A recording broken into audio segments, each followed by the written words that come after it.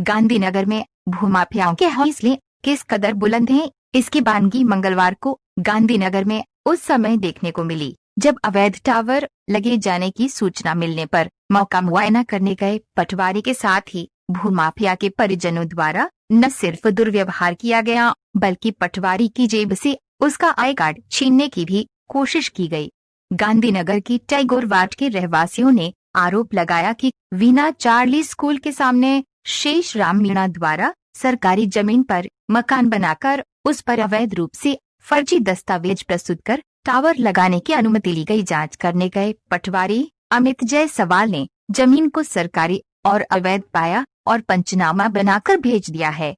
जिस समय पटवारी अमित जायसवाल आसपास के रहवासियों से पंचनामे पर दस्तखत ले रहे थे, उसी समय भूमाफिया के साले ने आकर न सिर्फ पटवारी के साथ बदतमीजी की बल्कि पटवारी से उनका आई कार्ड दिखाने का भी कहा और उनकी जेब से आई कार्ड निकालने की कोशिश की, जिसके बाद पटवारी अमित जायसवाल ने अपने अधिकारियों को इसकी सूचना दी और भूमाफिया शेष राम मीणा से दस्तावेज प्रस्तुत करने को कहा है।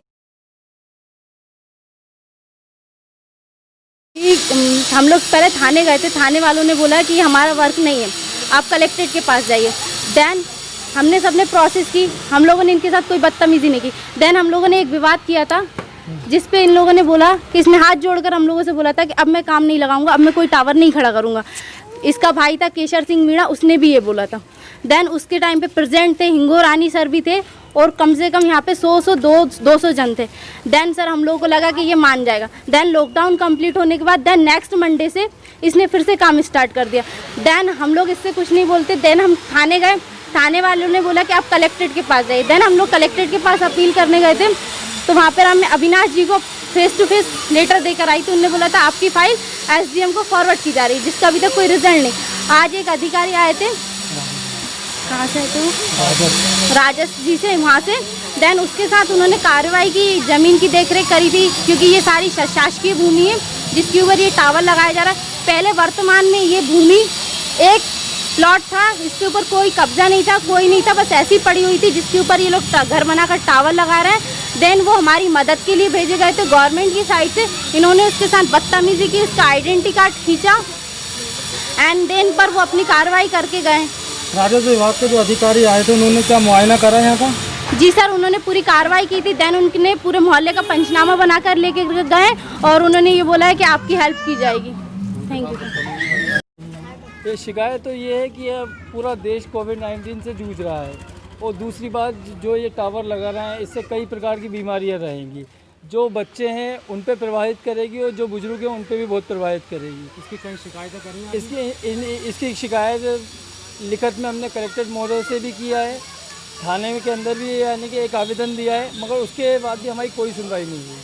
आज जो आए हैं कोई अधिकारी राजस्व विभाग से आए, उन्होंने क्या किया यहाँ? मैं सबसे पहले उन राजस्व विभाग के अधिकारी का बहुत बहुत धन्यवाद करना चाहूँगा कि जिन्होंने यहाँ आकर पूरी चीज़ की एक एक तहकीकात सुनी और उसके बाद जब उस तहकीकात की और उन्होंने सारी चीज़ की लिखा पढ़ी के साथ में किया तो उनके साथ में बदतमीजी की गई।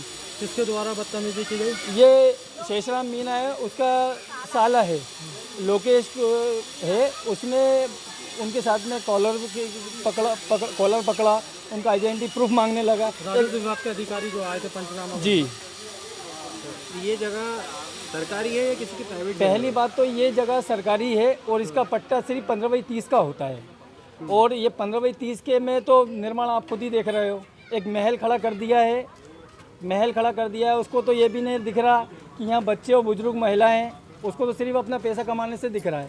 नगर निगम कोई आया इसको देखने, निरीक्षण करने का भी आया? नगर निगम से मैंने और पूजा ने और काफ़ी रहवासियों ने शिकायत करने का जेडो विक्रम झा से बात हुई तो उनने सीधे सीधे हाथ खड़े कर दिए कि ये हमारे उसमें नहीं है, आप यानी अनुकंपा हाँ भवन अनुज्ञा में आप जाइए। कि वहाँ से मेरी बात हुई अर्जुन सिंह जी से, तो वो कह रहा है कि हमारे उसमें ही नहीं आता है। ये अर्जुन सिंह का कहना है कि हमारे दायरे में आता ही नहीं। तो अब फिर उसके बाद में हमने शिकायत और की, ये बहन पूजा ने साहस और निडर होकर आगे बढ़ी, तो आज राजस्व विभाग के अधिकारी आए, उनके साथ भी बदतमीजी की गई। आपकी क्या मांग है? आप क्या? तो हमारा सीधे मांग है कि भाई प्रधानमंत्री कहते हैं स्वच्छ भारत, ये कैसा स्वच्छ भारत है? स्वस्थ भारत, ये कैसा स्वस्थ भारत है?